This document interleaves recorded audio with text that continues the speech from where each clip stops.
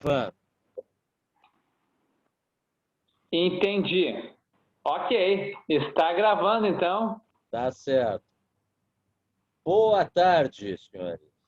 Ouvintes do Boa canal tarde. Brochure. Isso.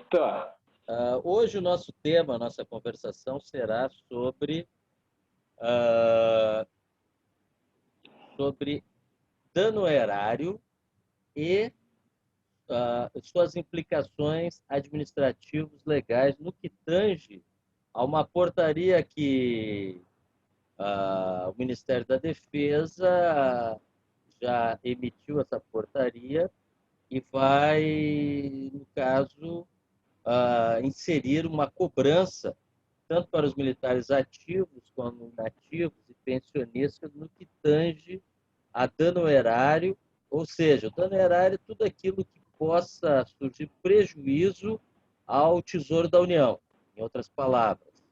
Só que nós temos duas situações. O recebedor de boa-fé ou de má-fé, o que houve dolo, o que houve culpa.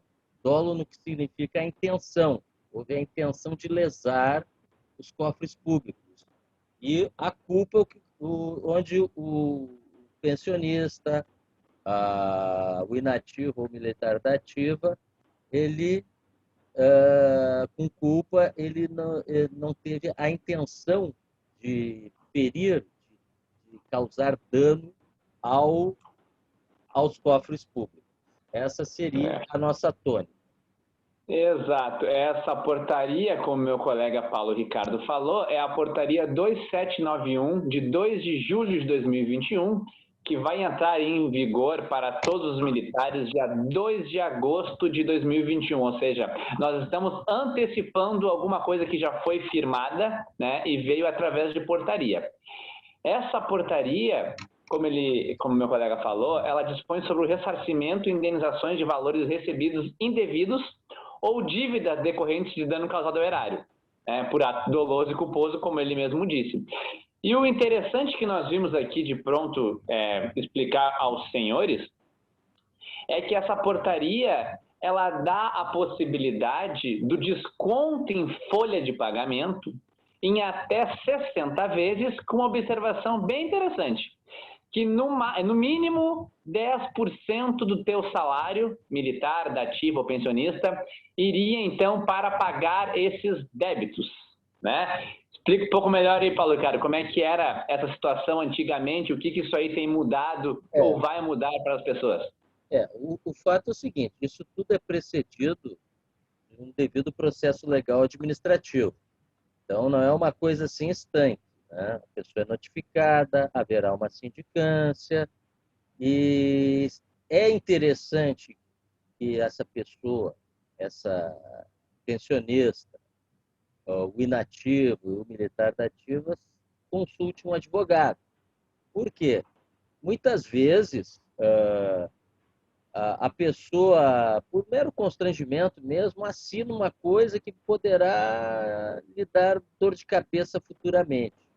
No que tange, imagine, o que pode impactar 60 pontos de prestações, digamos, R$ 1.000, R$ 2.000, no seu contra-cheque durante 60 vezes. Isso daí é um consórcio, uma prestação de É, alguma coisa. E, lembrando que assinar, a gente está dizendo para a União que realmente deve, né? E a primeira questão é tentar saber, será que realmente a pessoa deve aquilo que estão falando? Né? e também, em outra análise, deverá haver uma planilha de cálculos, né? Deverá, inclusive, ser acompanhada de uma perícia contábil, técnica, e se essa pessoa não concordar com esses cálculos, poderá constituir um advogado, juntamente com um contador, e verificar realmente se houve dano ao erário. Em outra análise que eu faço, se a pessoa é recebedora de boa-fé, isto é, ela não colaborou para receber aqueles valores, simplesmente começou seja uma gratificação, seja um vencimento a mais, e ela não nem sabia. Apareceu isso na conta dela, foi utilizando, muitas pessoas, muitas pensionistas nem sabem o que estão recebendo, o que está sendo descontado. A realidade é essa. Muitos são senhoras idosas, viúvas, e que contam muitas vezes com o assessoramento de um familiar, de um filho, de um neto, enfim, essa é a nossa realidade. E, com isso, elas não sendo possuidoras, recebedoras de boa-fé, ela tem uma boa-fé objetiva, não deverá restituir os valores já pagos, certo? Se ela é possuidora de boa-fé. E, se for descontado de agora em diante, poderá ser questionado judicialmente, até mesmo se já está recebendo esses valores de boa-fé há mais de 5 anos. Já se incorporou-se ao seu patrimônio líquido. Tá? Então, o Tribunal de Contas da União ele vai ter que... Também tem limites. Aliás, os poderes no Brasil têm que ter limites.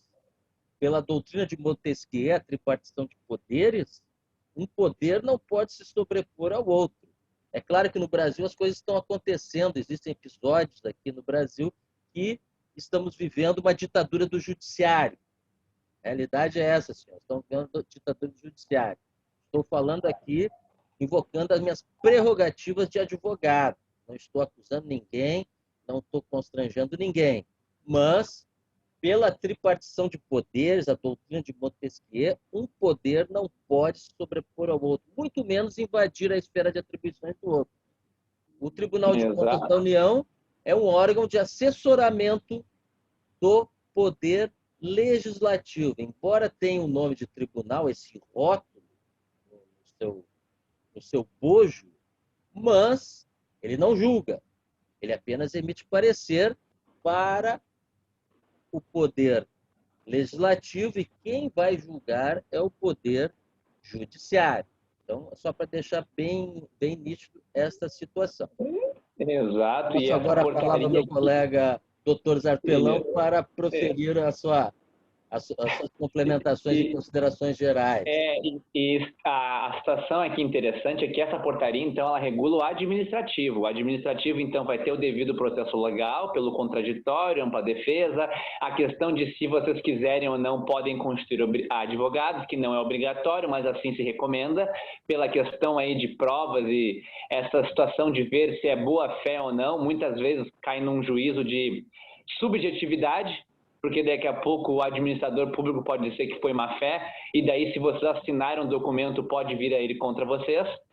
Aí vem essa decisão, se vocês quiserem aceitar ou não, tem um prazo de 15 dias ainda para julgar esse recurso ainda na senda administrativa, e não contentes, como qualquer outra pessoa, pode ingressar no judiciário, né?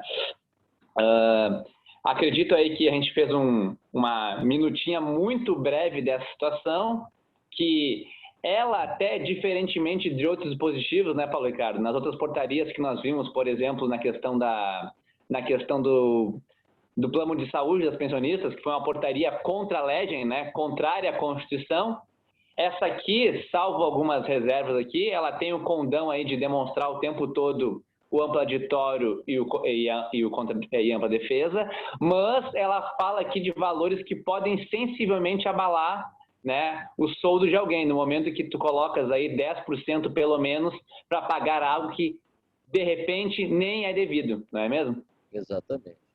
E o que eu vejo é que, nessas situações, as pessoas, os pensionistas, militares inativos, e mesmo da ativa, vão ser notificados, vão ser, no caso, ou uma notificação, que está ocorrendo muitas pensionistas, tanto para tirar com relação ao posto acima, que também foi uma leitura do TCU nesse sentido, e também o plano de saúde do FUSMA, do FUNSA, da Aeronáutica, e do FUSEX, que são notificadas, e elas têm 15 dias para se manifestar. Caso não se manifeste, serão excluídas desses benefícios. E o que eu digo para esses cidadãos, para essas pessoas, para essas senhoras, é que procure o judiciário se sintam lesadas, até porque vivemos no Estado Democrático de Direito. As coisas não podem ser engolidas a seco sem uma resistência e um juízo de valor, e cada caso é um caso. Exato, e não uma obrigatoriedade, né? Aí lhe dão esse documento, vocês não assinam, ou assinam e aí não tem como pagar,